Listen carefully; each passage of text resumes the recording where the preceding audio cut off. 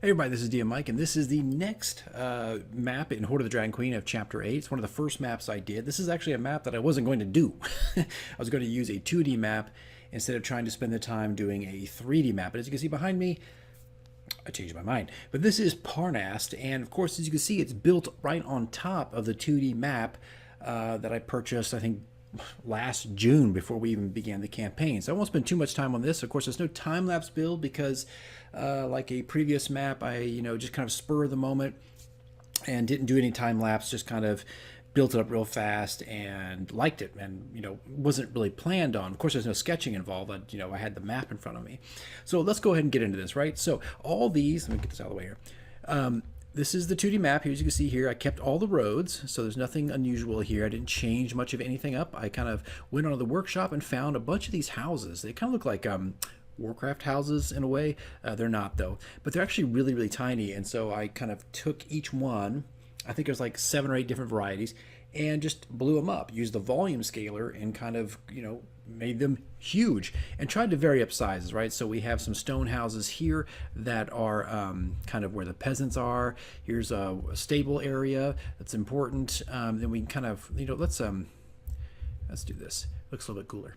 Here you can see the lantern, and I actually do have some fire in there. I took, actually at one point they were all lit, but it was just too much. It looked a little too weird, too intense. So you can see here there's a little bit of fire burning in that particular lantern.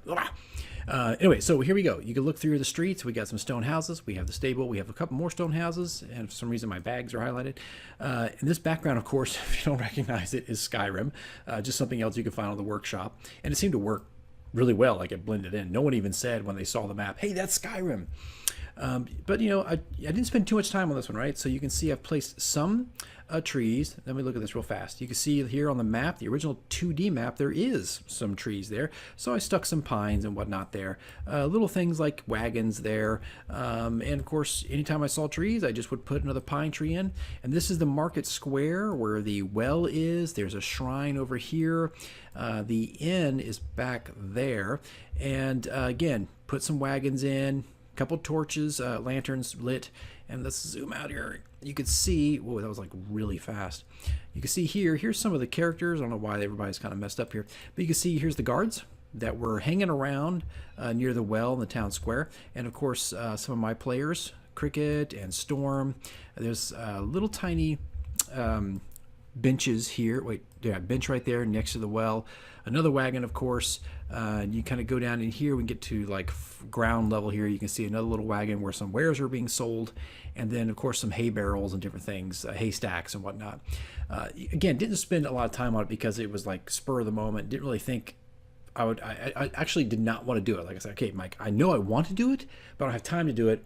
I did it anyway. But here is the inn. This is a blending of these two houses. I kind of used the same house and just turned it sideways and blended it together, kind of push the models together. So there's that. And then, of course, I put a windmill and a couple other things. Again, trying to follow the map. Here's, a great example of more trees where the map technically calls for it.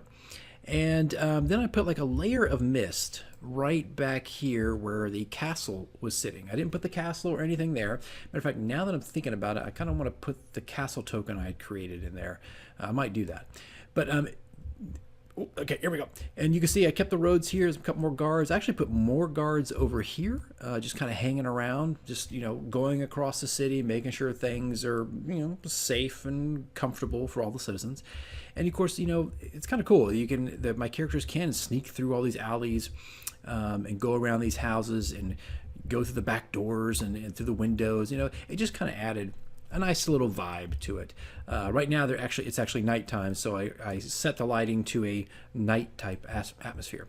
So anyway, guys, this is just another quick view, another quick look of a map that unfortunately I already created. You can see here there's snow.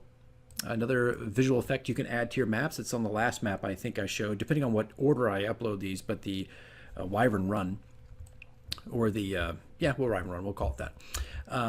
But you can see, like, oh, here's a little thing here. We got little chimneys going, so you can see some smoke over there. There's, nope, not over there. Okay, a little bit more here going.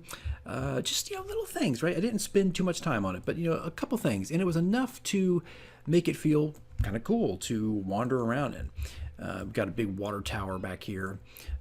That's really about it, guys. So let me get back down here to the town square. There we go. All right, guys, so if you are playing Horde of Dragon Queen and you have purchased the maps and you've got Tabletop Simulator, here's another map I think that you could spend a small amount of time on and bring it to life, like these little pop-up houses everywhere. I wasn't sure how effective it was going to be. I wasn't sure if it was worth my time, but it turned out it was, and actually it was pretty easy to do. This is like the fastest map I think I've ever done. Luckily the houses were easy to work with, and you can see I didn't go into major details. There is not, I could have, right? I could have put lanterns, I could have put benches, I could have put all kinds of stuff, I could have put more bushes and trees, and I went down that route for a very short amount of time and then realized, no, stop. This is fine the way it is. And really, fair warning, don't get caught up in your details. It's cool to have a map with a lot of details, but I tell you, you'll drive yourself nuts and it'll take you 10 times longer to do your map. Put some stuff in there, environmental storytelling, ideas, certain things, little details here and there, but don't go overboard. Otherwise, you'll just spend all your time making maps and not planning for your adventure. Just a pro tip, if it really, amateur tip, really. All right, guys. Well, that's it. That's Parnast. So hopefully that can give you some ideas if you purchase the maps and you want to, turn it into a tabletop simulator map. All right, guys, that's it. That's all I've got. I think there'll be some more maps to come. I'm not sure what order I've put these up, but there's definitely more in the works. All right, guys. Thanks for watching, and I'll see you in the next video.